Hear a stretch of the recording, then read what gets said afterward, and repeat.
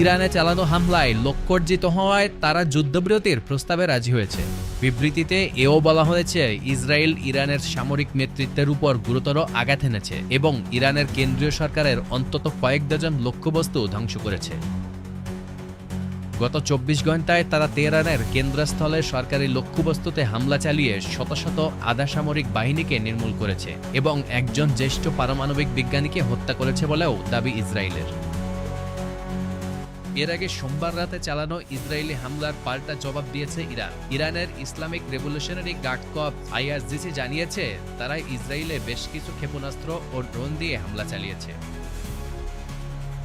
ইসরায়েলের fire and rescue service জানায়, মঙ্গলবার সকালে ইরানের টানা তৃতীয় দফা ক্ষেপণাস্ত্র হামলায় দেশটির দক্ষিণাঞ্চলে অন্তত ৪ জন নিহত ও ২২ জন আহত হয়েছেন। এদিকে ইরান ও ইসরায়েলি সংবাদ মাধ্যমগুলোও যুদ্ধবিরতি শুরুর বিষয়টি নিশ্চিত করেছে।